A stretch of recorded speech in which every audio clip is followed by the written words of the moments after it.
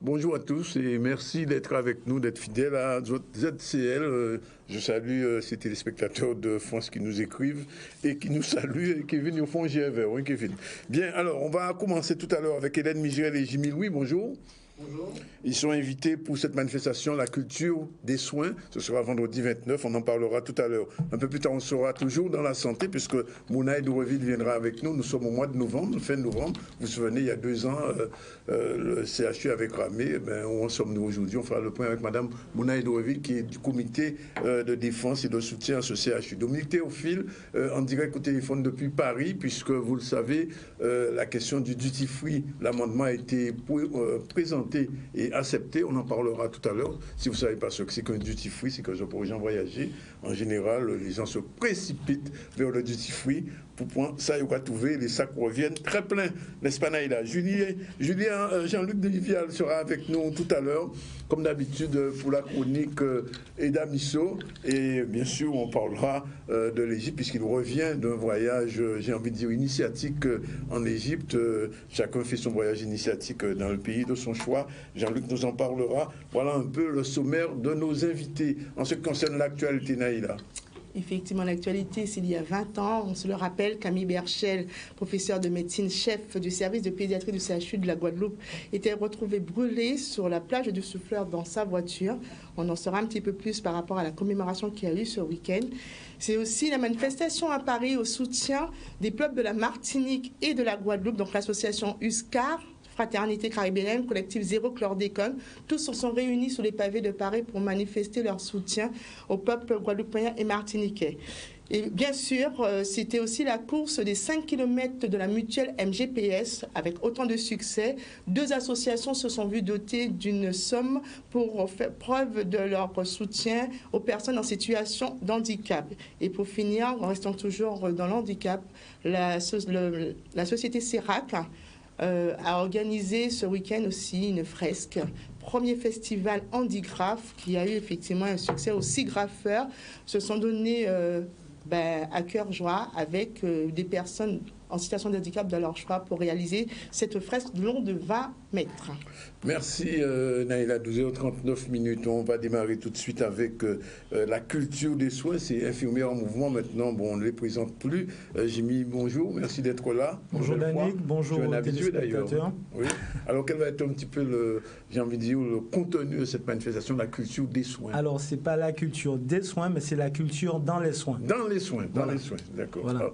Alors c'est quoi exactement? Explique, parce qu'il y a des gens qui ne savent pas, moi non plus. Alors c'est une journée de réflexion. En fait, l'idée c'est d'offrir au personnel soignant, mais aussi au grand public, un espace d'échange et de réflexion autour de ce thème, la culture dans les soins.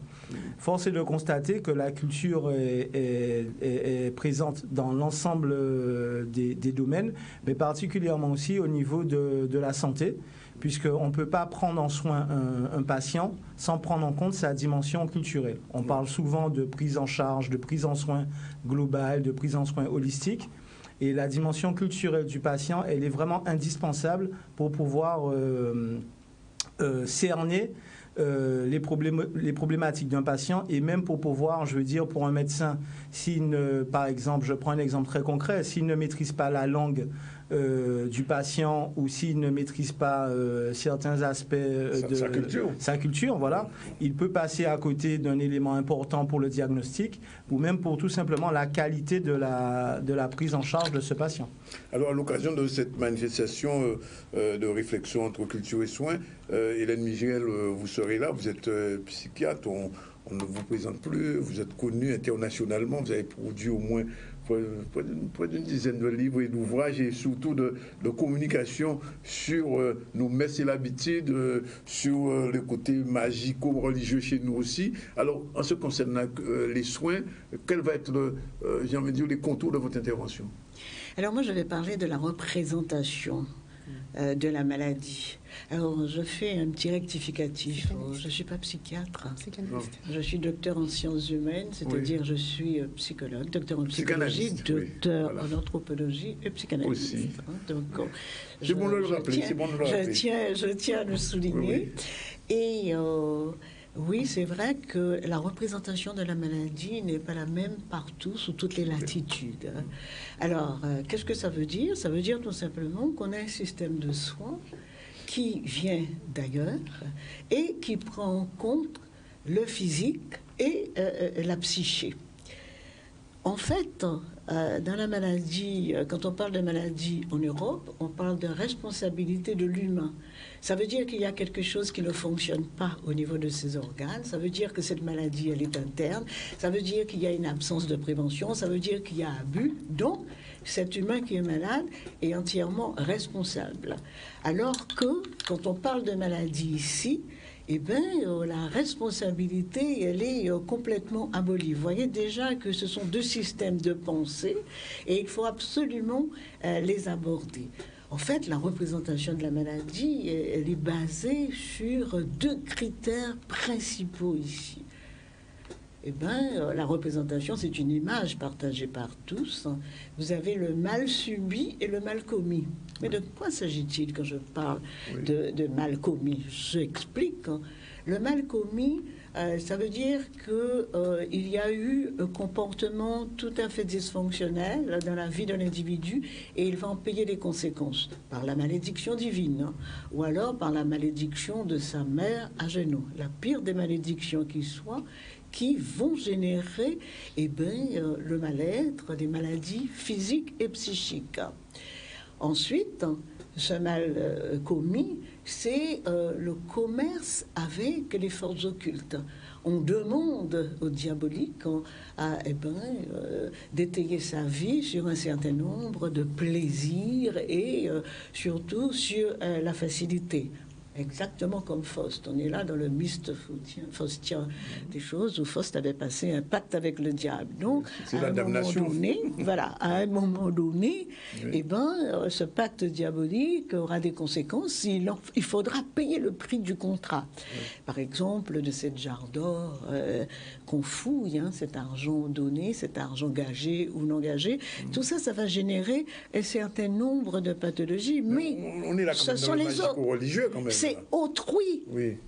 Mais c'est autrui qui va déterminer quelle est la teneur de cette maladie. Oui. Ça veut dire que la maladie est toujours en extériorité à l'être.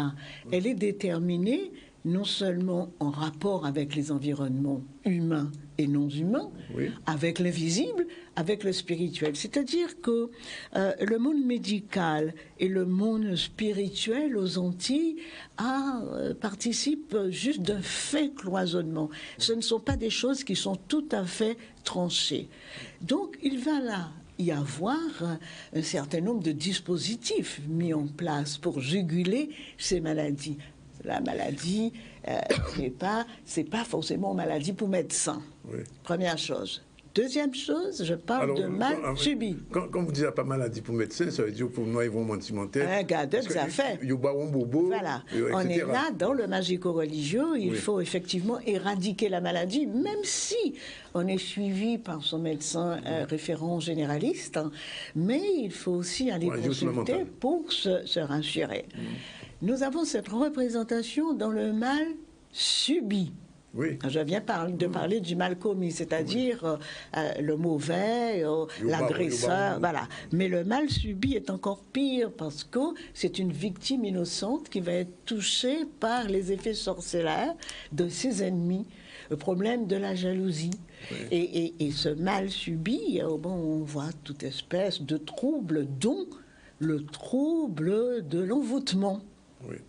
L'envoûtement, qui n'est pas reconnu en psychiatrie comme effectivement une pathologie qui mérite d'être traitée, c'est du domaine de la spiritualité, donc du domaine de l'exorcisme du côté des prêtres. Automatiquement, il y a là une espèce de confusion et, je dirais, une espèce de sidération quand quelqu'un se trouve face à quelqu'un qui est envoûté. Alors, comment on intervient à ce moment-là? Vous, par exemple, le médecin a fait son médicament, son traitement normal, et vous, vis-à-vis du patient ou de la patiente, quel est votre degré d'intervention?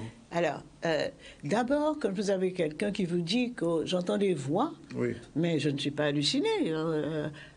Il y a bien une sainte qui a entendu des voix. Jeanne d'Arc a entendu des voix. Oui. On l'a pas hospitalisée. Donc, ce n'est pas un élément, un critère Oui. de pathologie mentale pour quelqu'un qui entend des voix, qui sent des odeurs, ces hallucinations synesthésiques, c'est-à-dire des gens qui se sentent touchés. Ça ne fait pas partie de leur répertoire psychiatrique. Oui. Quand vous arrivez face à un spécialiste, un expert, c'est un spécialiste qui est psychiatre et qui va entendre ce discours, lui, il va faire son diagnostic. Il fait son diagnostic de pathologie mentale grave. Alors, je dis oui, ça peut être ça. Et non, ça peut ne pas être ça. Ça veut dire qu'il y a des réactions qui sont complètement des réactions culturelles et qui vont être interprétées autrement et vont être mis dans le domaine et dans le registre de la psychiatrie, alors qu'il faudrait peut-être savoir entendre ce qui est de l'ordre de la pathologie mentale et ce qui est de l'ordre du normé. Moi, je ne parle pas de normal, Oui. je parle de la norme, du normé. Ça signifie, à vous écouter, qu'un médecin étranger à la culture guadeloupéenne, le jour où il est face à un patient qui se sent atteint physiquement, mais aussi mentalement, déjà au niveau du discours, de la parole, il va comprendre ça, mon aradie.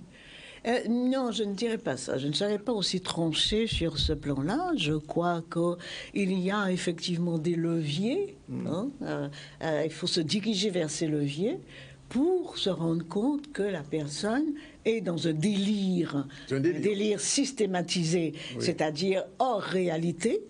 Il est hors réalité que c'est une vraie pathologie mentale et peut-être que c'est une manière de dire, mais il faudrait pouvoir faire la part des choses. Parce qu'il y a des délires quand même ici, il ne faut pas le nier, mais quelquefois, il faut savoir entendre. Alors, bien sûr, mais il y a des formations qui sont adaptées, bien sûr, à tous soignants, prenant en charge les personnes de cultures différentes. Il y a la dimension culturelle du soin qui est dispensée largement. Quand l'infirmier se rend chez un patient qui parle de sa maladie avec des mots de notre créole, qui a dit en interbutin, mon bobo, en ratant de l'esprit, là, etc. Et puis il y a des termes aussi qui sont utilisés en Guadeloupe pour un certain nombre. Par exemple, je prends des choses comme l'appendicite, etc. Les termes sont créolisés. Et comment on arrive à traduire ça, vraiment? Il faut s'armer déjà, de connaissances. Oui. Je profite pour rendre hommage au professeur Pelage qui a réalisé le lexique créole médical, qui permet justement aux soignants qui s'y intéressent, parce qu'il y a des faux amis, par exemple, un patient qui vous dit on a mal l'estomac, mal l'estomac, on peut penser que c'est mal à l'estomac, et en fait non, c'est mal au ventre. Vous voyez, donc il y a des outils comme ça, donc comme cet outil que le professeur Hélène Pelage a réalisé, mais également d'autres, qui permet effectivement aux soignants de pouvoir un peu décrypter les propos, ce que verbalise un patient. Il y a aussi, c'est intéressant ce que Mme Migerel disait par rapport aux magico-religieux, par rapport au fait d'acheter une maladie. Nous, par exemple, en contexte de soins, ça arrive que dans des chambres de patients, j'ai des collègues qui m'ont dit qu'ils ont retrouvé des pièces par terre. Les pièces par terre, c'est toute une symbolique qui, effectivement, le patient va mettre des pièces par terre pour pouvoir... L'argent assez en couche, d'ailleurs. Voilà, il y a toute une série comme ça effectivement de représentations culturelles qui sont vraiment importantes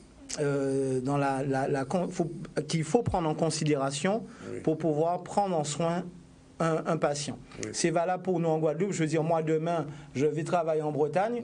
C'est important que je m'imprègne de la culture bretonne voilà. Donc on vit dans une société, dans la société caribéenne qui est vraiment multiculturelle, où on retrouve toutes les cultures, beaucoup de cultures présentes, la culture indienne, la culture africaine, la culture caraïbe, la culture européenne, et ça fait un melting pot qui nécessite qu'on puisse justement faire face à toutes ces pluralités de cultures.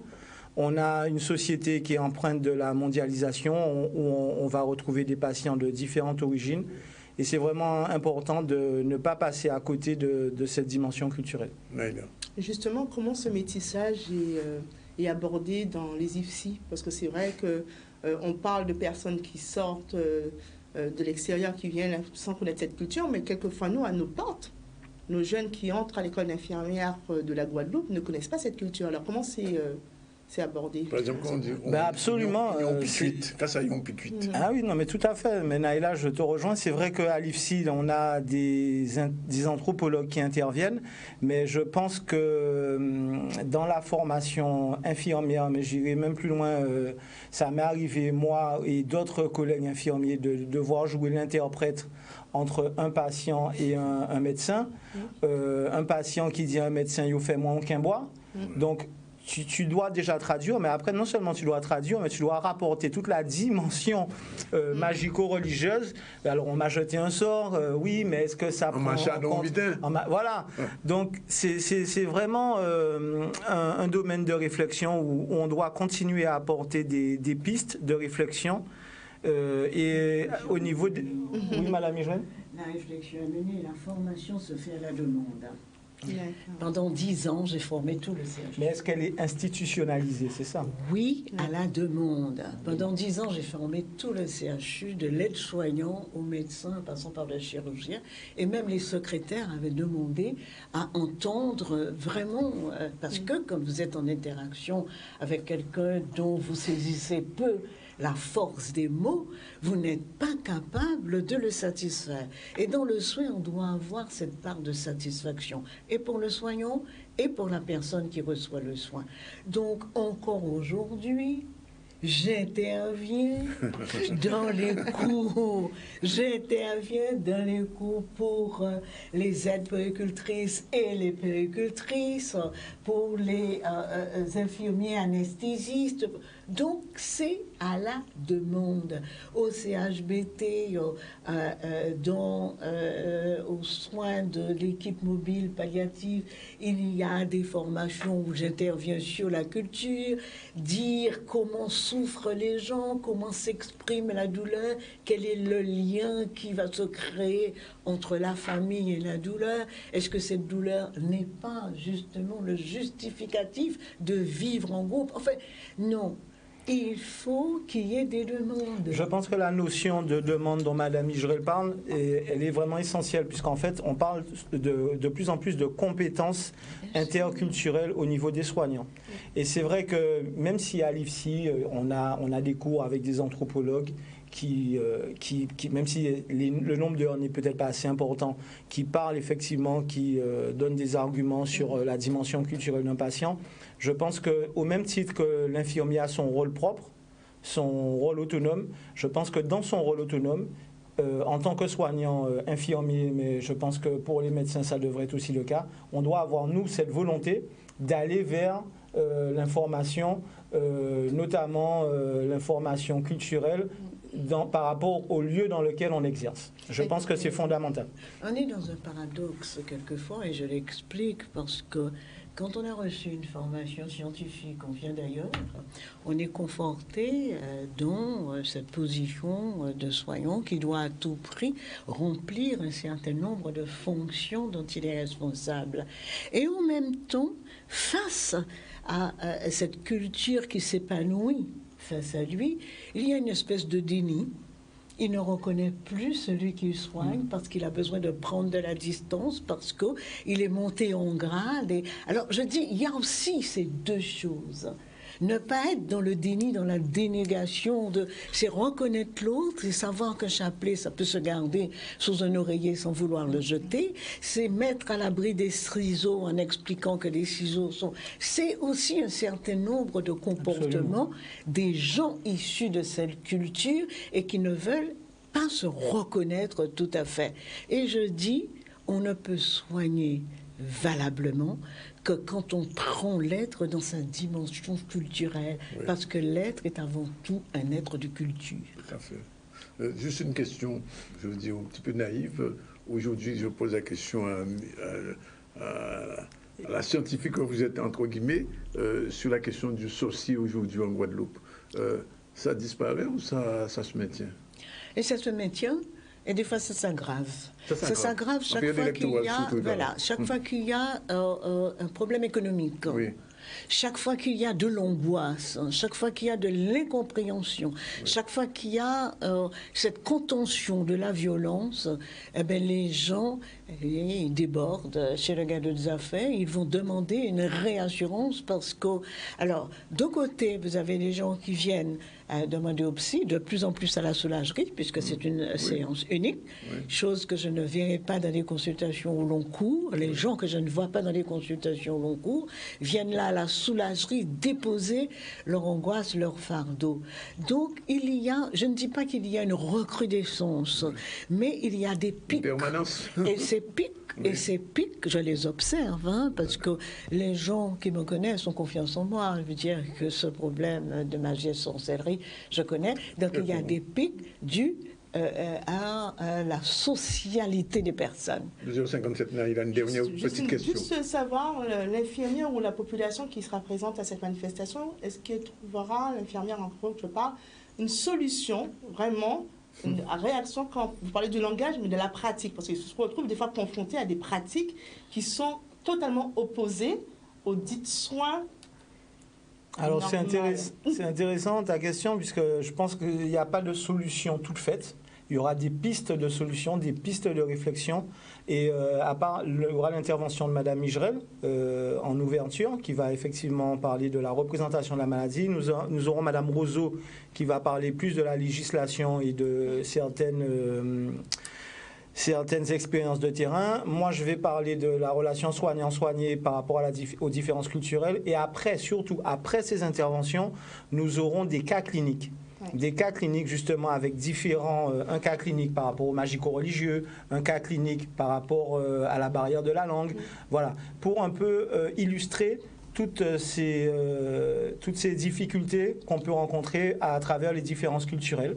Et je pense qu'il n'y a pas de solution toute faite, mais il y a une démarche personnelle en tant que soignant qu'on doit avoir, et comme Mme Migerel disait, aller à l'information à travers les formations proposées, mais aussi à travers les connaissances. Voilà. Alors, je rappelle donc vendredi 29 au Forum d'Elgrès de 8h à 16h, infirmiers en mouvement sur la culture dans les soins, avec entre autres, on a dit Mme Migerel, Jimmy qui sera là, et Mme Annick Roseau. Inscription obligatoire d'Annick, jusqu'au 27, oui, puisque comme il y a également des petits déjeuners, des déjeuners, jusqu'à mercredi. Jusqu'à mercredi. L'inscription obligatoire, au départ, c'était une manifestation pour les soignants, mais on a eu tellement de retours de personnes qui ne sont pas forcément dans le domaine médical, qui souhaitaient y participer. Donc c'est une manifestation ouverte au grand public, à tout le monde. Donc pensez simplement à appeler au 06 90 30 36 39 afin de pouvoir réserver. Voilà. C'est le 29 et en plus on a la chance d'être dans un très beau cadre qui est le Fort d'Elgrès. Oui, je voudrais répondre à votre question. Rapidement, est-ce que le médical et je dirais que les croyances ne sont pas des voies discordantes. Ce sont des choses qui sont complémentaires. On peut soigner médicalement tout en tenant compte de la culture de l'autre et arriver à une harmonisation et à un bien-être optimum. Bien.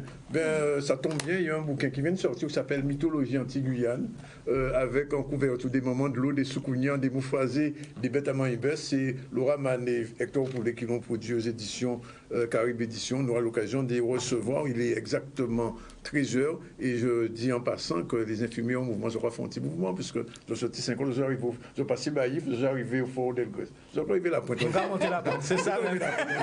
Il est 13h. La pub tout de suite. On se retrouve tout à l'heure pour la suite des événements. On reste dans le médical puisqu'on parlera tout à l'heure avec Madame Edreville du CHU. Merci à vous.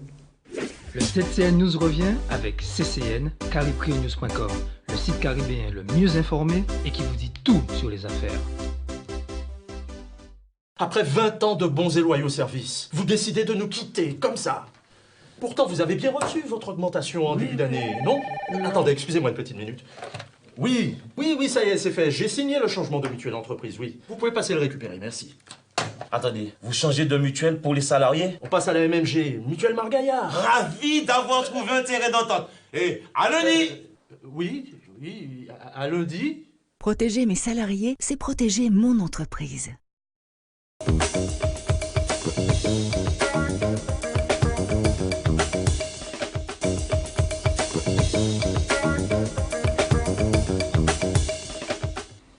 Voilà, il est 13h07 dans le ZCL deuxième partie. Je vous l'ai dit, on parle médical et puis les rencontres se font et ne se défont pas au ZCL News puisque Madame Médrouville est là. Bonjour.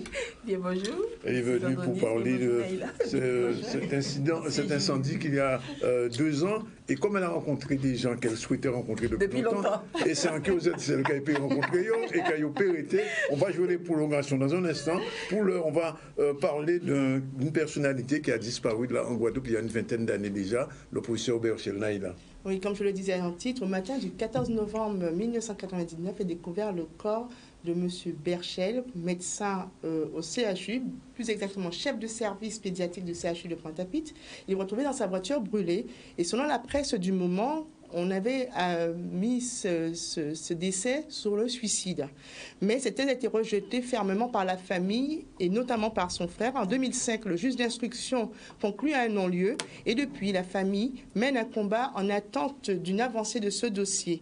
Donc, de ce week-end, la famille a organisé une marche, une commémoration en hommage à M. Berchel et réclame l'ouverture d'un dossier afin que toutes les preuves soient mises en évidence. L'affaire qui a été close depuis 2016 pourrait être débloquée si un témoin, soudainement, se décide à parler. Reportage, Michel Terrasse.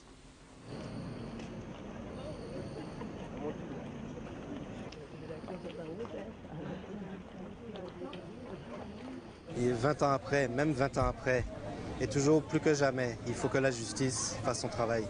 Il faut que l'enquête soit ouverte. Il faut que les témoignages des gens qui ont vu des choses, qui savent des choses, il faut que ça arrive au tribunal. Il faut que les choses changent. On ne peut pas laisser cette situation comme ça. On ne peut pas faire notre deuil. On ne peut pas accepter. On ne peut pas laisser notre père Camille Berchel dans ce souvenir qu'ont les gens. Beaucoup de gens savent ce qu'il était, l'ont connu. C'était quelqu'un de bien, c'était un bon professionnel, c'était un bon médecin qui adorait son métier. Il n'était pas question qu'il aille mettre fin à ses jours, c'est pas possible. Le dossier est fermé. Ils n'ont pas cherché, ils ont simplement dit ils n'arrivent pas à déterminer qu'est-ce qui s'est passé. Ils n'arrivent pas même pas à dire c'est un assassinat, on ne sait pas qui est l'assassin. Ils disent Camille est mort, on ne sait pas pourquoi et comment. Ce n'est pas normal. Il a été assassiné sur la plage de Port-Louis le 14 novembre 1999. On le sait, c'est prouvé, on peut le déterminer. Et aujourd'hui, il faut au moins que la justice reconnaisse ça et qu'elle dise à partir de là, on ira de l'avant. Mais reconnaissez ça, parce que ça a des incidences sur sa vie de famille. Ça a des incidences sur tout le reste. Mais mon père, il nous manque tous les jours. Il est là avec nous tous les jours, il nous donne de la force. Et la dernière fois que je l'ai eu au téléphone, on a parlé de football. Parce qu'il aimait le foot, donc c'était France-Croatie. Donc on parle au téléphone et il me dit à demain. Donc il m'a dit à demain, donc il venait me voir le lendemain. Donc c'est évident que je l'attends, que je l'ai attendu. Et voilà. Donc 20 ans après, il nous manque toujours et on espère vraiment que le dossier va réouvrir et qu'on aura des réponses. Parce qu'on ne peut pas tourner la page. On lui dit tourner la page, c'est pas possible. Jamais on pourra tourner la page parce que jamais on aura accepté qu'on ait assassiné notre père. On ne peut pas l'accepter. Donc on attend que la justice se fasse. Je vous dis que je suis déçue qu'il n'y ait pas davantage de personnes aujourd'hui, alors que moi je n'ai pas d'enfant, mais on défend une cause qu'il a commencé à descendre de la drépanocytose depuis longtemps et tous les problèmes du CHU qu'il pouvait dénoncer, qu'il avait déjà commencé à voir, c'est vraiment dommage que nous ayons perdu une si belle âme. C'est un combat qui se poursuit et qui se renouvelle et qui repart de plus belle. Parce que c'est vrai que c'est épuisant. Tous les jours, il faut y penser. Tous les jours, il faut essayer d'imaginer des parades aux attaques. Mais aujourd'hui, je pense que l'appel que nous faisons, les réponses que nous avons des Guadeloupéens, nous permettent d'espérer que ce combat-là aboutira un jour. Effectivement, le dossier n'est peut-être pas clos. Peut-être qu'à la suite de cette mobilisation, un témoin ou des témoins pourront peut-être porter des précisions sur ce décès, ce suicide, entre guillemets, point d'interrogation, qui laisse encore planer beaucoup de doutes, d'autant plus que le docteur Berchel était un éminent praticien au CHU. Vous l'avez connu Oui, je l'ai connu. Vous l'avez connu Je l'ai connu. Quelqu'un de très agréable. Très agréable et très consciencieux dans son travail. Mais on ne quitte pas le CHU puisqu'on reçoit Mouna Edoueville. Mouna Edoueville, elle est une des responsables du comité de défense du CHU. Bonjour Mouna. Bonjour, monsieur. Il y a 2 ans. Guadeloupe. Oui, 2 ans, le CHU a été victime d'un incendie. 2 ans après, Mouna, on l'a nouillé. Eh ben, pas ni aïe, hein. Pas ni aïe, hein. nous avons l'hôpital qui peut nettoyer, qui peut décontaminer et qui peut réhabiliter. Et vous voyez tout bitin qui a vu bitin par rapport à bitin, nous sortis voir en hommage pour Dr Berchel, professeur Berchel, qui goumait pour la pédiatrie, qui goumait pour Timoun en nous, et allait qu'il est, Timoun en nous qu'a souffert, puisque il pas qu'à l'être hospitalisé, il y a dans des conditions qui pas acceptables.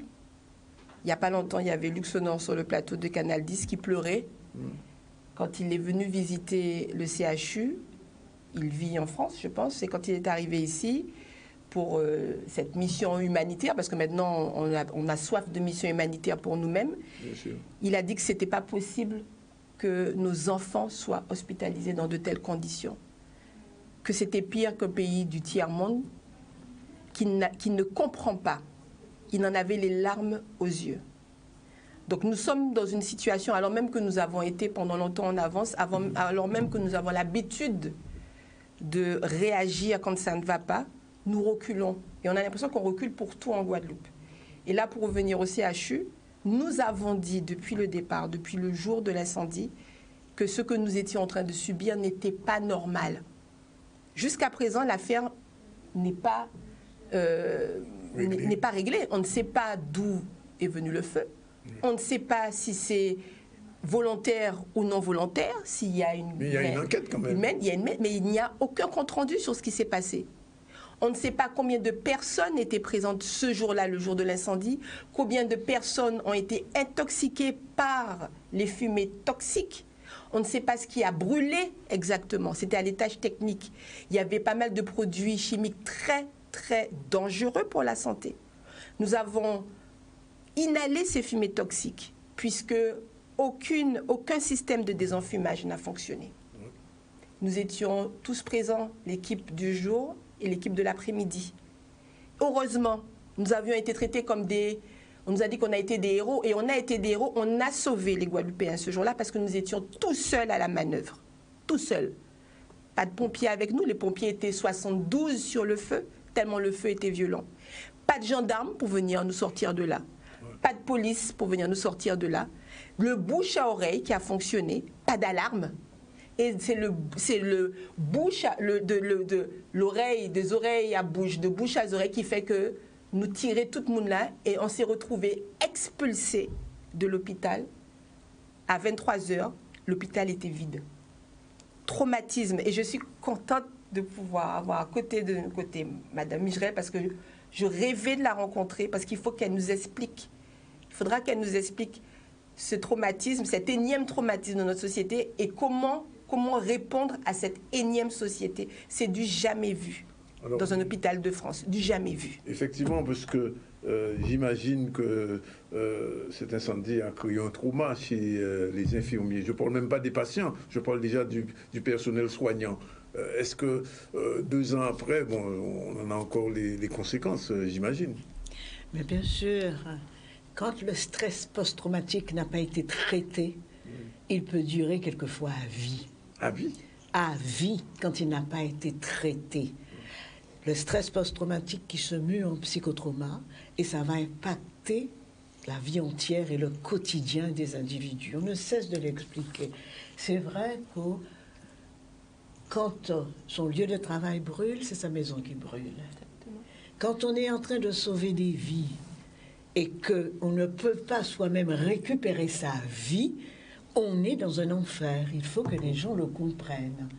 Il m'a été dit, j'ai évoqué ce problème quelque part, et il m'a été dit, oh oui, il y a eu un petit groupe de parole pour les soignants. Oui. J'ai dit, mais un petit groupe de parole pour les soignants, mais ça aurait dû être une prise en charge au long terme. Oui. Et ça aurait pu, effectivement, déboucher sur une espèce de réparation. Parce que quand vous réparez votre maison, vous avez tendance, même si... faut pas mettre des planches pourries dans une maison brûlée. On l'améliore. Voilà. Oui. On gratte et on va plus loin. Alors moi, ce qui m'a beaucoup frappé, parce que j'ai suivi ça avec passion à la télé comme tout le monde, mais ce qui m'a beaucoup frappé, c'est aussi cette espèce de nomadisme qu'ont dû subir les soignants et leurs patients. On est dans l'inacceptable. Je vous arrête 5 minutes, le temps de partir à Paris, puisque l'actualité c'est aussi ça. Il y avait un débat, un amendement sur une expérimentation dans les zones hors taxes pour les croisiéristes, puisque vous savez que pour Pointe-à-Pitre, ça avait été refusé par le gouvernement en français. Et le député Olivier Servat et Dominique Théophile, sénateur, ont réussi, semble-t-il, à avoir une adoption de cet amendement. On a Dominique Théophile au téléphone tout de suite. Je ne sais pas s'il nous entend. Dominique Théophile, bonjour. Oui, je vous entends. Bonjour, bonjour aux téléspectateurs de Canal 10. Merci de répondre en direct à nos questions. Alors, ça a été une vraie bataille ou les choses se sont passées simplement? Alors, pas simplement parce que nous avions quelque part un compatriote qui a tenté de dissuader et de faire diversion, puisque un amendement que nous avons préparé de longue date est déjà présenté par le gouvernement, qui avait été retiré par rejeté. La majorité, en tout cas moi, je l'ai reporté au niveau du Sénat pour pouvoir être voté. Mais le sénateur Lurel a voulu porter un amendement de repli sur 3 ans au lieu de 4 ans pour faire tomber l'amendement principal. Donc j'ai dû batailler dur et faire adopter l'amendement en l'état. Et après, j'entends qu'il souhaite obtenir la paternité. Mais c'est vraiment cocasse que quelqu'un qui n'a pas du tout parlé de duty-free et de cela puisse vouloir récupérer un amendement que nous avons travaillé avec le gouvernement et avec Olivier Servat et tous ceux et les partenaires économiques. J'ai dû c'était vraiment perdre beaucoup d'énergie de batailler contre nos compatriotes qui voudraient diminuer la portée d'un amendement pour les Guadeloupéens. D'ailleurs, il y a 4 jours, il avait eu une passe d'armes avec Concon. Il disait que la croisière et les bateaux de croisière venaient déverser leurs poubelles en Guadeloupe et que ça ne rapportait rien.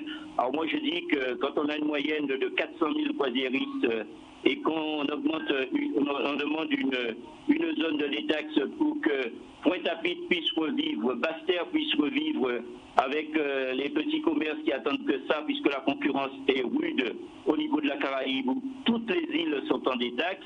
Je crois que ça ne devait pas faire débat ni polémique.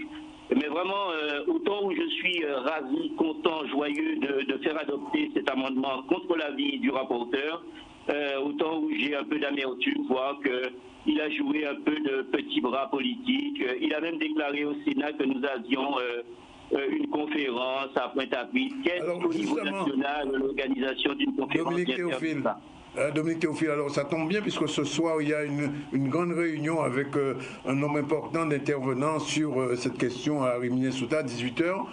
Pourtant, j'ai reçu un communiqué disant que tout le monde est invité, sauf le maire de Pointe-à-Pitre, qui est quand même, semble-t-il, informé, bien sûr, de la chose, mais qui est aussi concerné. Pourquoi il n'a pas été invité?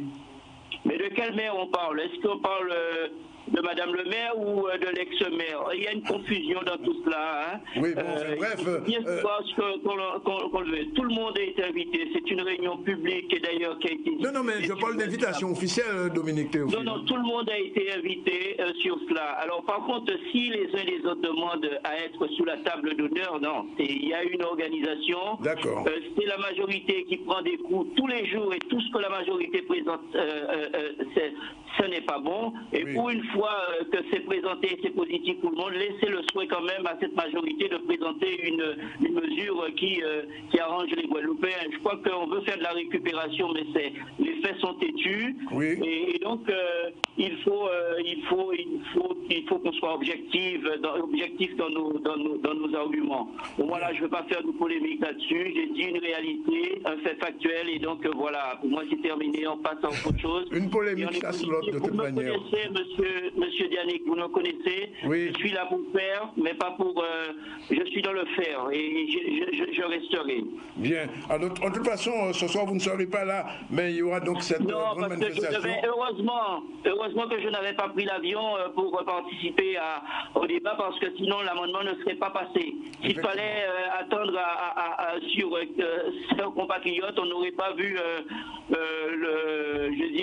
un aboutissement favorable. Heureusement, je suis resté et j'ai dû batailler et finalement on a gagné. Oui. C'est la Guadeloupe qui gagne et c'est ce que je retiens. La Martinique aussi, avec Antiste, avec Michel Magras qui nous a donné un bon coup de main. C'est grâce à Michel qu'il a pu convaincre les LR qui sont en principe majoritaires. Nous ne sommes pas majoritaires au Sénat. Tout à fait. C'est le LR et nous avons pu, avec Michel Magras, et mettre tout le monde sur le même bateau, heureusement d'ailleurs. Bien, Dominique Théophile, on vous remercie et puis les Pointois vous remercient et puis on verra un petit peu dans les mois qui viennent l'application de cet amendement et puis le duty free à Pointe-à-Pitre, ce que ça peut porter de bénéfique à la travail de tous les parlementaires, Olivier Servat, on doit le remercier, et puis Bénin, bref, tout le monde, tous ceux qui souhaitent quand même ne pas faire la petite politique de chapelle. Ok, bien, merci de cette intervention en direct. Voilà, 13h22. Merci. 13h22, on revient donc à la problématique du CHU. On a dû faire une petite incise parce que c'est l'actualité aussi, nous en direct de tous côtés. Pour faire du duty free, il faut être en bonne santé. on verra les résultats. Alors revenons donc à cette conférence Bikini en âge à parole. Ce sera jeudi 28 à 18h. De quoi on va parler, Mona? Alors on va faire une synthèse. Déjà, on va faire un accueil chaleureux de la population qui viendra à l'espace régional du Rézé, donc jeudi à 18h. Cet accueil va consister en une présentation du collectif, en une visite de photos et de tracts que nous avons fait, de courriers que nous avons fait. Il y en a eu beaucoup pendant 2 ans. Donc il y aura à l'accueil toutes ces images. Ensuite, il y aura une synthèse faite par 3 intervenants sur les 2 dernières années, avec projection de films. Il y a eu plusieurs films pendant ces 2 années, des films réalisés par des réalisateurs très connus de la Guadeloupe, donc dont Monsieur Zandronis, fils, également film de M6. Il y a d'autres films, d'autres audios que nous allons entendre, et puis nous allons surtout consacrer le temps à débattre avec le public, répondre aux questions. Nous allons recevoir les témoignages aussi, parce qu'il y a des personnes qui ont besoin de témoigner sur leur parcours de soins, leur parcours du combattant. Et puis nous allons prendre une résolution à la fin de cette soirée sur les actions à mener. Nous sommes soutenus par des artistes, dont Dominique Coco, qui sera présent, Patrick Solvay, Ayman, entre autres, qui seront présents pour nous aider à penser nos blessures, parce que Kilti a guéri Bobo. On a parlé de culture tout à l'heure avec Monsieur Jimmy Louis et Madame Mijerel, et Kilti nous a dit que Kilti a guéri Bobo. C'est un véritable lionnage en fait. C'est un lionnage qui est absolument indispensable, parce que nous sommes un, avec un environnement qui est le nôtre, et nous devons pouvoir parler à la population, les réveiller avec ce qu'on est. Et culturellement, c'est extrêmement important. Jimmy, en fait, la manifestation d'infirmières au mouvement tombe vraiment à pic. Je suis obligé de parler de ça. Absolument, non seulement nous sommes obligés de parler de ça, mais nous qui est là le 28, à 18h. Les membres de l'association Infirmiers en Mouvement qui seront là à 18h. J'ai commencé la pointe. Mais nous qui monté, dans l'association, nous avons infirmier la pointe. Nous infirmier la pointe. Et ça, Marie-Edouard t'a dit tout à l'heure là. Nous avons des témoignages comme ça aussi des collègues infirmiers qui travaillent au CHU et qui traumatisent toujours. Vous ne rendez-vous compte, tous les jours, ou quand vous tournez, si lieu de traumatisme, mais ça, c'est terrible. C'est terrible. C'est pour ça qu'il y a un lot de collègues qui travaillent à reculons. Absolument. À reculons. Il paraît que les congés de maladie augmentés depuis quelque temps. Absolument, mais bien sûr, il y a déjà beaucoup de départs de médecins. Aussi. On n'en parle pas, mais les médecins s'en vont. Les médecins ont la possibilité de partir beaucoup plus facilement que les infirmiers, donc ils partent. Et puis, il y a des arrêts maladie de plus en plus, de véritables maladies. Ce n'est pas des maladies uniquement psychiques, mais des maladies physiques qui se créent depuis l'incendie. Et nous sommes vraiment dans le non-non de ce qu'avait dit le rapport Indigo. Ils avaient conclu, après nous avoir expertisé, c'était l'année dernière, que nous étions dans une situation de catastrophe psychique.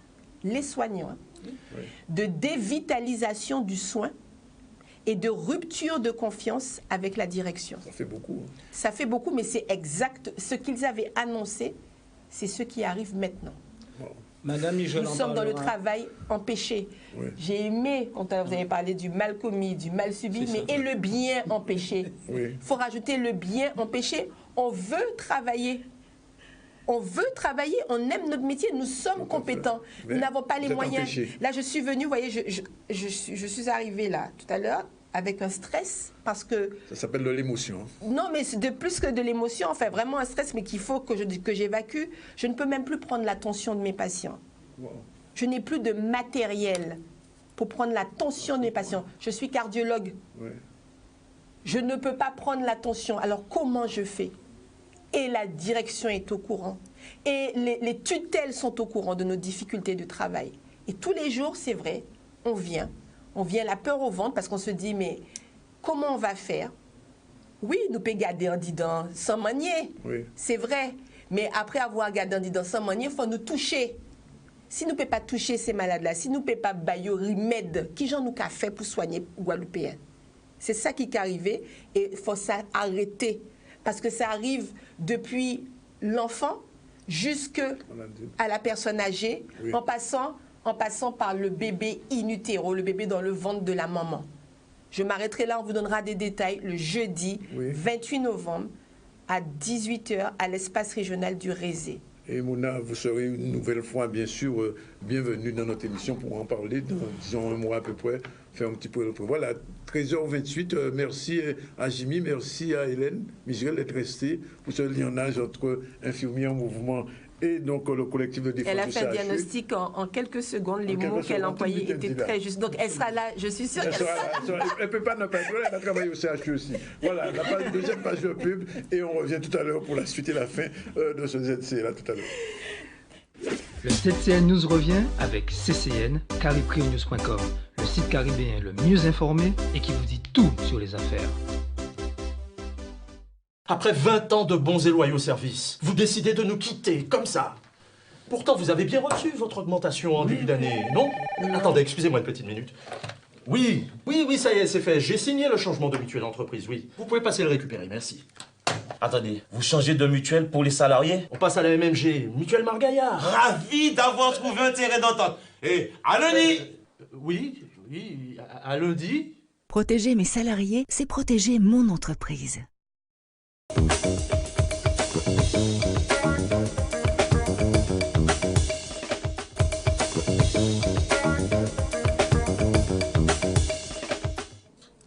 Alors, 13h36, je rappelle donc cette conférence débat Bikini en âge à parole. Ce sera jeudi 28 à 18h à l'espace régional et on reviendra sur l'autre manifestation puisque Infirmiers en mouvement aussi aura sa manifestation 2 jours après. Naïla, on revient à l'actualité, mais on salue d'abord Eta Misso. Et on lui dit Mbote Nambino.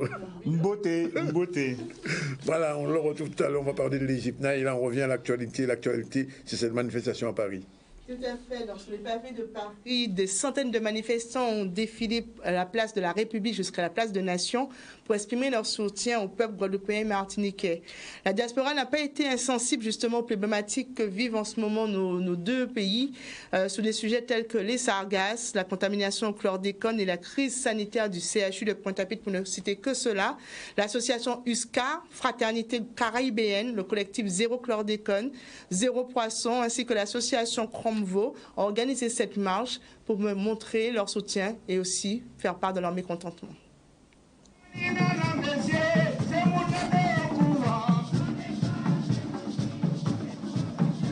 C'est un mouvement qui est normal, qui est légitime, qui est logique. Nous sommes antillais, nous sommes guadeloupéens, nous sommes martiniquais, nous sommes de la Caraïbe, nous sommes aux Outre-mer. Nous devons aujourd'hui crier notre souffrance, la souffrance de notre peuple qui est en Martinique, même si on ne la vit pas, mais on la vit à travers eux, cette souffrance-là. Donc le Comvo devait être là aujourd'hui. Le Comvo, c'est le comité de réflexion des originaires d'Outre-mer du Val d'Oise. Donc notre place, elle était là aujourd'hui. Ce qui se passe aux Antilles, pour nous, c'est triste, c'est alarmant, c'est malheureux, c'est irrespectueux. Ça nous donne des... On ne comprend pas ce qui se passe. Parce que je vais vous dire un petit exemple. Vous avez vu ce qui s'est passé à Rouen il n'y a même pas longtemps, il n'y a même pas 2 mois. Vous avez vu comment l'État a réagi? Vous avez vu la rapidité de l'action? Nous, on a été... ça fait 10 ans que la RS est au courant. 10 ans qu'on est en train de nourrir nos bébés avec de l'eau. remplis de chlordécone. Disant que nos parents meurent de cancer de la prostate, de cancer des seins. On ne sait pas d'où ça sort.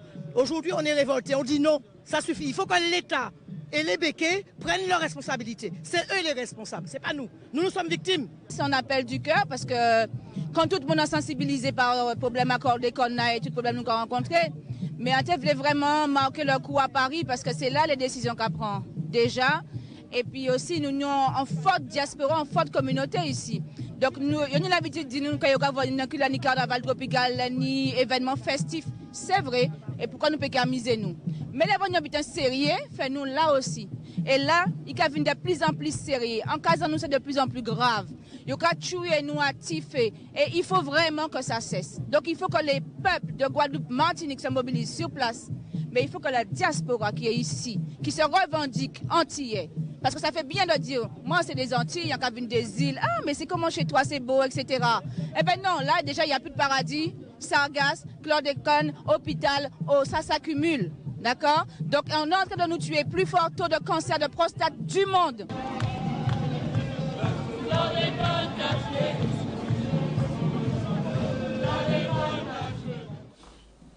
Au 40 là, on quitte Paris, on revient en Guadeloupe pour MGPS, il y avait une course. Tout à fait. Chaque année, la mutuelle GPS organise une course des 5 km. C'est une action solidaire et sportive qui permet de récolter des fonds pour une association. Mais ce dimanche, c'est la ville des Abîmes où s'est déroulé l'événement pour la 9e édition. L'association AJPHT 21 et Andy Réseau Caraïbes HRC sont les bénéficiaires justement des fonds récoltés lors de cette marche à raison de 3 280 € pour chaque association. Les deux associations qui œuvrent pour l'intégration des personnes en situation de handicap en Guadeloupe. Reportage. Course et marche solidaire, handicap et sport. Ce matin, pour la 9e édition de la MGPS, la ville des Abîmes a le privilège et l'opportunité d'accueillir le départ et l'arrivée des trois manifestations. C'est le solidaire, la course à pied, la marche de la MGPS. Donc je ne peux que remercier au nom du maire Éric Jalton et de mes collègues du conseil municipal d'avoir choisi cette année la ville des Abîmes pour une telle manifestation d'envergure. C'est une bonne cause, c'est la bonne cause pour les personnes à mobilité réduite. Donc vivement 2020, vivement l'année prochaine. J'ai tenu à participer à cette marche à l'occasion des 5 km de MGPS. Comme chaque année j'y participe, c'est une bonne cause pour les handicapés. Mais de par cela aussi, je suis un compétiteur aussi. Donc c'est déjà une occasion pour nous aussi de faire un petit entraînement et une double cause. Enfin, une double cause, c'est-à-dire m'entraîner aussi et aussi marcher pour les handicapés, donner ma contribution. Et de voir aussi que les handicapés qui sont accompagnés des gens qui sont bien portants, donc ça les motive aussi, qu'ils sont encadrés, ils ne sont pas oubliés. Donc voilà, donc je tiens à dire aux gens, les handicapés, s'ils ont leur place, qu'on peut toujours y arriver, même si on a des difficultés. Le sport, c'est un gage de mental et de pouvoir de se motiver et de pouvoir aller toujours de l'avant. J'ai participé à cette course aujourd'hui pour soutenir la cause de la MGPS. J'ai vu qu'il y avait du monde, tout le monde s'est donné à fond. L'événement de la MGPS, c'est l'un des événements les plus caritatifs, donc ça m'a poussé à le faire malgré mes entraînements difficiles de la semaine. Donc j'ai fait cette course aujourd'hui pour soutenir leur cause. Ça me permet de voir que malgré leur handicap, ils peuvent faire comme nous, faire du sport, se dépenser, s'épanouir. Et je trouve ça formidable de voir ça. 13h43, je vous l'ai dit, on retrouve Jean-Luc et son émission habituelle et Damissou. Tout de suite, générique, c'est parti.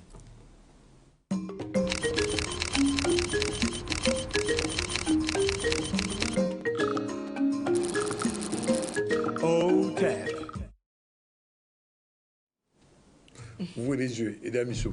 Ça va? Beauté, Yannick. Alors, si nous étions sur les rives du Congo, on aurait dit beauté et vous auriez répondu Boni. Boni. pareil que machin, et puis ensuite je vous ai répondu Malamou.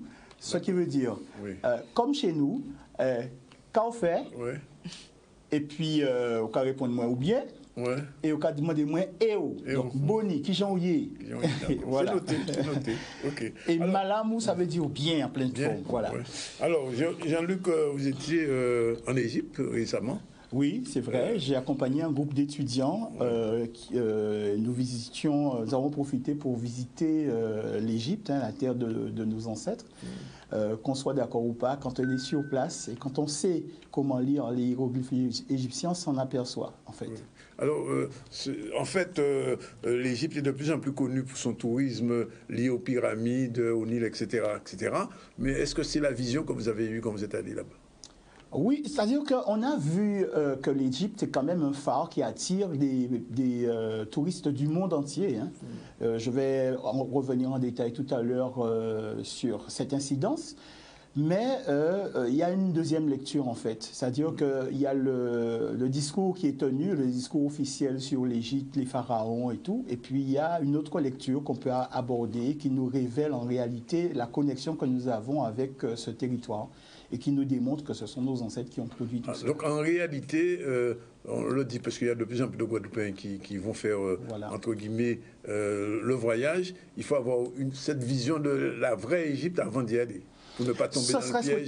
Ça serait souhaitable, mais tout le monde n'a pas la possibilité d'y avoir accès. C'est pourquoi, de plus en plus, nous mettrons à disposition des futurs voyageurs des éléments qui leur permettent d'identifier certains éléments quand ils visitent les temples, quand ils rencontrent par exemple les Nubiens dans la Haute-Égypte, par exemple, à la frontière avec le Soudan. Voilà. Alors, quel a été votre parcours? Vous êtes parti de... Bon, bien sûr, une fois qu'on a quitté Paris, vous arrivez au Caire directement?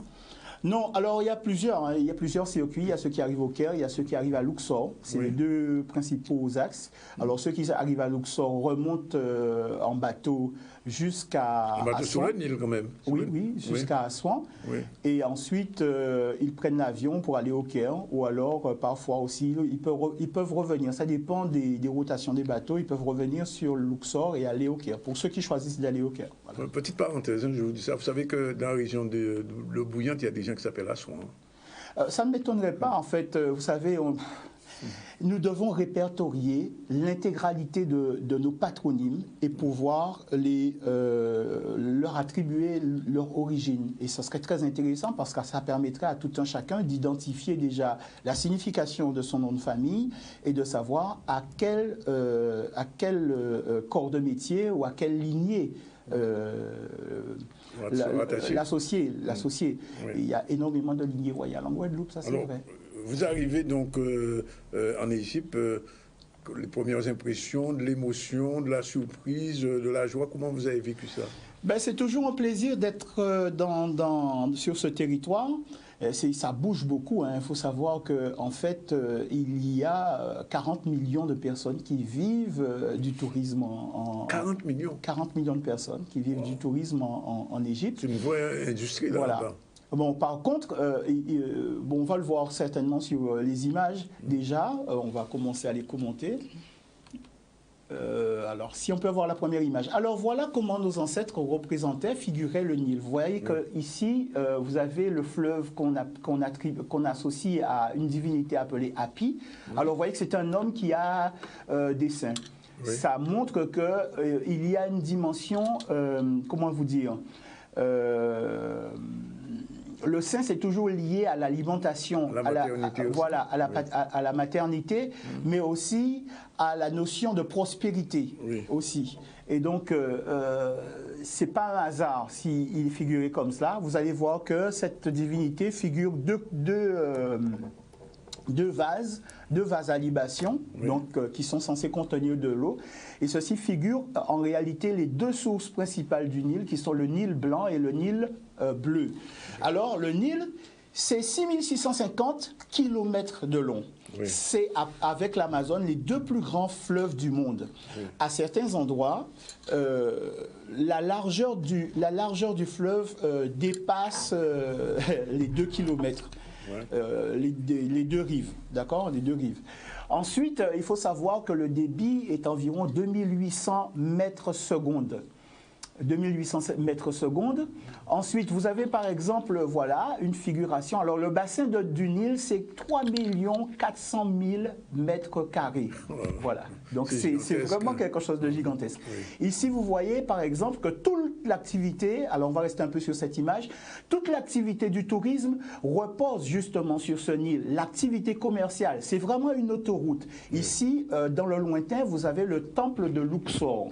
Vous voyez déjà un bateau. C'est le type de bateau de croisière qui font la rotation entre, qui remonte vers Assouan, qui passe l'écluse, parce qu'il y a une écluse, c'était autrefois une cataracte, et donc il remonte vers Assouan, et puis ce sont des choses qui sont très très balisées. Donc derrière, vous avez attendez, on va rester un peu sur l'image précédente.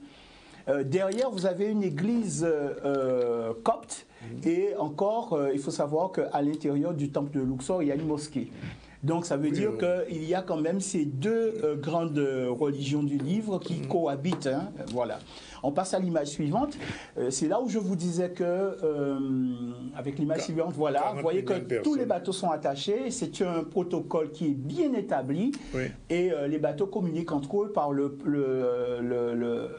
pont inférieur.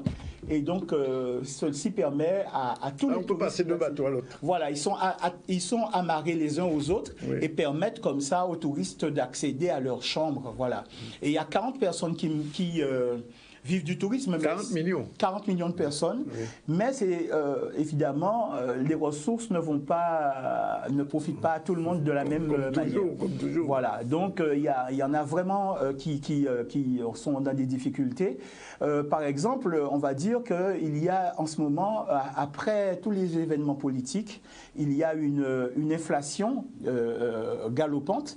Et donc, les choses coûtent cher. Et il y a des gens vraiment qui traînent la langue, hein, il faut le savoir.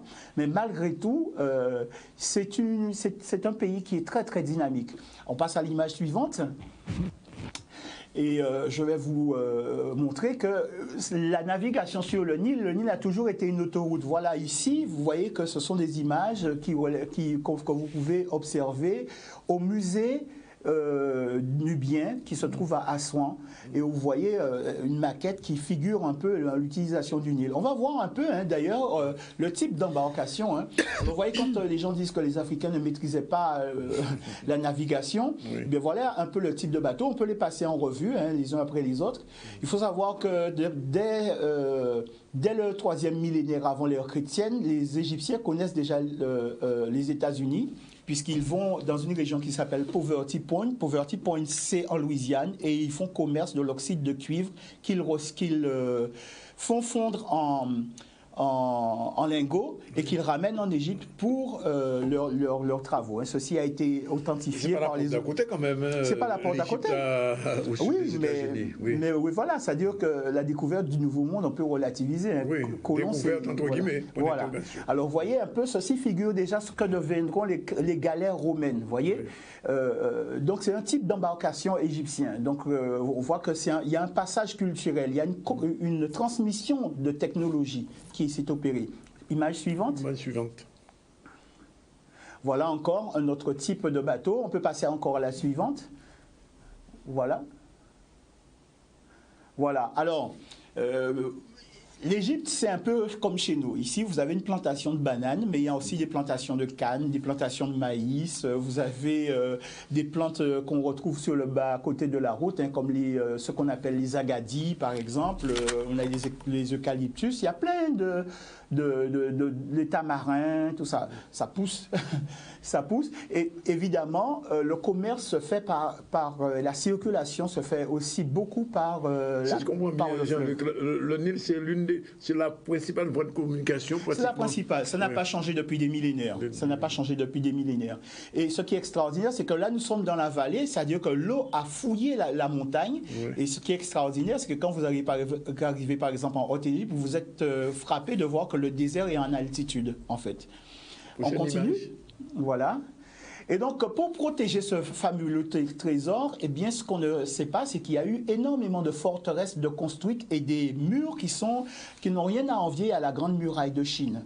Voilà. Et donc, ici, vous avez un exemple des forteresses qui ont été construites à l'époque et qui ont permis justement de garantir la paix en Égypte contre les voisins qui pouvaient tantôt se montrer des alliés, tantôt se montrer aussi des envahisseurs. Alors, je vais vous montrer un peu, parce qu'on parle de l'origine des châteaux forts. Mais voilà, le plus ancien... Ça, c'est la maquette du plus ancien château fort connu. On l'appelle la forteresse de Bouhen. Donc, elle a commencé sa construction sous le règne du roi Képhren. Képhren, c'est les pyramides qu'on a dans le sud, sur le plateau de Gizeh. Et c'est à la 4e dynastie, c'est à la fin de l'Ancien Empire, et ça se poursuit jusqu'à la 12e dynastie au Moyen Empire, parce qu'en fait, chaque régnant soit fait consolider, soit apporte des améliorations. Alors, il faut savoir que la devanture de la forteresse de Bouhen fait plus d'1 kilomètre de long. Voilà. Alors, on passe à l'image suivante. C'est des choses. Alors, vous voyez un peu, c'est une coupe en tranche de ce château fort. Et vous voyez que tous les éléments qu'on va retrouver après au Moyen Âge en Europe sont déjà présents. Vous avez le fossé, vous avez les douves. Le chemin de ronde.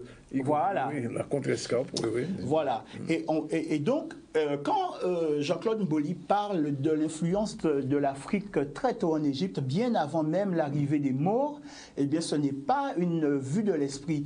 Vous allez voir, on continue. On continue. Alors voilà un schéma. Vous voyez que jusqu'au Nouvel Empire, il y a eu des aménagements. Bon, tout ceci est sous les eaux aujourd'hui puisqu'il y a le lac Nasser qui n'est rien d'autre que l'amoncellement des eaux quand ils ont construit le barrage d'Assouan. Ah oui, ça c'est des voilà. De tout, oui, effectivement. Voilà, mais ceci... on doit s'attendre à des problèmes diplomatiques bientôt, puisque l'Éthiopie a décidé de construire un barrage plus en amont, et donc ce qui pourrait priver l'Égypte du potentiel qu'elle tire justement du barrage. Alors, on continue. Et donc, voilà une maquette qu'on peut voir au musée, toujours au musée nubien, dans la région d'Assouan. Et ceci vous permet de vous faire une idée de ce qu'était ce château fort. Mais il ressemble au château fort du Moyen-Âge occidental. Voilà, mais c'est beaucoup plus massif. Oui. Il faut savoir, par exemple, que quand vous allez à Karnak, c'est le plus grand temple jamais connu, jamais construit, 11 hectares. Alors, on continue. Donc, c'est des angles de vue, voilà, vue d'en haut, à quoi ça pouvait ressembler, avec le chemin de ronde, effectivement, au-dessus de la tour. On continue. Et voilà ceux qui avaient la charge d'assurer la défense de tout cet édifice en Haute-Égypte. Ce sont les fantassins et les archers nubiens. Et là, on ne se pose pas la question de la complexion de couleur. Oui. Voilà comment les Égyptiens ont figuré eux-mêmes ces éléments. Et vous allez voir que tout ceci a une incidence aujourd'hui sur la culture européenne et sur l'histoire de l'Europe. Alors, vous remarquez que tous ces fantassins, tous ces archers portent un insigne qui disent à quel régnant ils sont, au service de quel régnant ils sont. Ils portent tous un petit bandeau blanc. Vous le voyez bien, noué. Alors on continue. Et voilà au Moyen-Âge. Donc ça, c'est une tapisserie que vous pouvez voir aujourd'hui au musée de Boston, mais elle vient d'Allemagne, elle vient de Bavière. Et elle date du XVe siècle. C'est une tapisserie. Et les détails ne sont peut-être pas si évidents, mais vous allez voir qu'il y a des gens civilisés qui habitent dans un château fort. Et le roi est dans son donjon avec son épouse, sa fille, et devant, comme le fort est attaqué, eh bien vous voyez qu'il y a des archers qui portent le même bandeau et qui viennent au-devant de personnes qui sont habillées de guenilles et qui viennent avec des instruments rudimentaires, c'est-à-dire des gourdins faits de bois, pour tenter de prendre d'assaut ce château fort. On passe à l'image suivante. Et vous voyez que le Moyen-Âge européen est marqué justement par ces fameuses têtes de mort. Oui. Alors voilà, au milieu, vous allez voir un gros plan justement de cette tête de fantassin nubien. À droite, vous allez voir un agrandi justement par rapport à cette tapisserie que je vous ai montrée. Et à gauche, vous allez voir un extrait c'est la page d'un livre en fait, c'est une enluminure. Et où vous voyez les armoiries, l'apparition des armoiries en Europe avec cette fameuse tête de mort. Ensuite, on continue. Et vous voyez que, par exemple, même le pape de l'époque, Pie VII, porte dans ses armoiries cette fameuse tête de mort. Et en réalité, ça dit que c'est le chef, en fait. La tête, c'est le chef. Ça n'a pas changé, hein, que ce soit en langue anglaise, que ce soit en langue française. Le chef, c'est d'abord, le mot chef désigne d'abord la tête, et la tête désigne ensuite celui qui gouverne, celui qui gère. Je ne sais pas si nous avons une image supplémentaire. Non, il n'y en a pas, c'est la dernière. Oui, j'écoute votre question. Hein. Non, j'allais dire, c'est un dernier mot avant ce qui il faut être 14 heures, la tête de mort qu'on trouve sur le drapeau des Corses aussi. Non seulement sur le drapeau des Corses, il manque une image, parce que vous auriez vu par exemple le blason de la ville de Castel-Sarrazin, qui est pas loin de Toulouse. Il y a aussi la ville d'Avanches, en Suisse. En fait, ces têtes de mort, vous les retrouvez jusqu'aux pays baltes. Oui. C'est-à-dire qu'en Belgique, en Allemagne, en Pologne, vous pouvez en trouver. Et il y a une explication, rapidement? Parce qu'à ce moment-là, c'est la population noire qui a l'initiative politique et scientifique et intellectuelle. Voilà. Merci Jean-Luc. On vous retrouve lundi prochain. Oui, avec plaisir. Nous aussi. Et là, nous parlerons des temples. D'accord. Merci Naïla, merci aussi. Et puis on se retrouve demain pour ZCL News, comme d'habitude, à partir de 12h jusqu'à 14h, effectivement. Kevin, il y a un monde qui voyait un mot pour nous et il m'a dit, nous, est-ce Kevin? C'est-à-dire quand les gens de France nous regardent avec assiduité et ils vont même suivre les petits jets de mots que nous avons fait. Kevin. Voilà, il est 14h. Merci d'être avec nous depuis 12h33. Et j'ai même pas le temps de vous rappeler rapidement. Bikel Yana Parole, jeudi 28 à 18h à l'espace régional du Rézé. Et le lendemain, vendredi 29, au fort d'El-Gressa-Basse-Terre, bien, il y aura aussi infirmière en mouvement. Voilà, on a tout dit les 14h01, nous finissons moins retard. Mais vous avez été privés de nous pendant une semaine. Bon, ben, on rattrape un petit peu le temps. Salut Jean-Luc, Otep. Otep, beauté, Jambo.